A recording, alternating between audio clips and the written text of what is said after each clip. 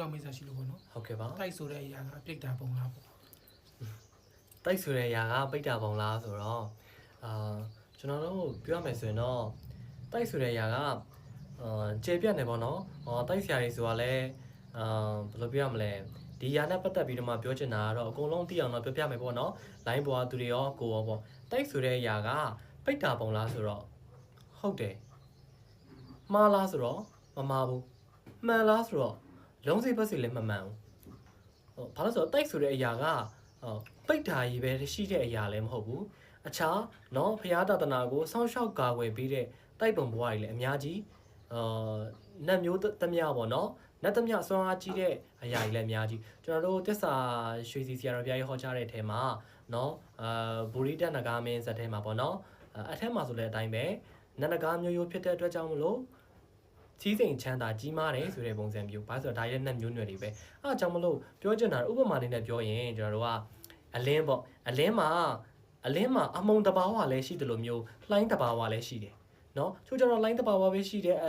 ဒါနှစ်ခုလုံးကမှန်နေတာပဲပြောချင်တာတိုက်ဆိုတဲ့အရာကတိုက်ဆိုတဲ့အထဲမှာပိတ်တာတွေလည်းရှိတယ်လို့မျိုးနတ်မျိုးနွယ်တွေလည်းအများကြီးရှိတယ်တင်းကြုံပြီးတော့မှတိုက်ဆိုတဲ့အရာကြီးကိုပိတ်တာဆိုပြီးတော့မှတော့အဲ့ဒီရဲ့ခေါင်းစဉ်တစ်ခုနဲ့တတ်မှတ်လို့မရတယ်လို့မျိုးတိုက်ဆိုတဲ့အရာတွေအကုန်လုံးက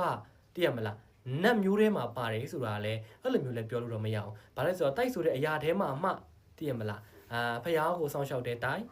နနဂါမျိုးယိုအဲ့လိုမျိုးပုံစံမျိုးမှာတိုက်ဆိုတဲ့အရာထဲမှာအမှားဆိုတဲ့ပုံစံမျိုးခွဲခြားတယ်ဆိုတော့ပူပြီးတော့မှအဆင်ပြေလိမ့်မယ်။ဘာလဲဆိုတော့တိုက်ဆိုတဲ့အရာမှာက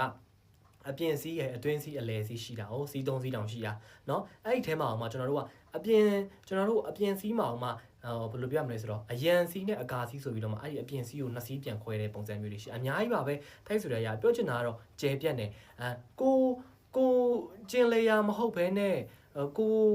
နားမလဲဘဲနဲ့တော့အကုန်လုံးကိုပိတ်တာပါညာအဲ့လိုမျိုးပြောလို့လည်းမရဘူးသူတို့အဲ့ဆိုရင်ကျွန်တော်တို့မှားတယ်လို့ပြောတာမဟုတ်မမှားဘူးเนาะမမှားဘူးအမှန်လားဆိုတော့မှန်တဲ့ထဲမှာလည်းမဟုတ်ဘူးမပြည့်စုံသေးဘူးလို့ကျွန်တော်တို့ကပြောလို့ရတာပေါ့เนาะအဲ့လိုပုံစံမျိုးလေးတွေရှိတယ်ပြီးတော့နောက်တစ်ခုကဘာလဲဆိုတော့တိုက်ဆိုတဲ့အရာမှာကြတော့အများကြီးကျယ်ပြန့်တာပေါ့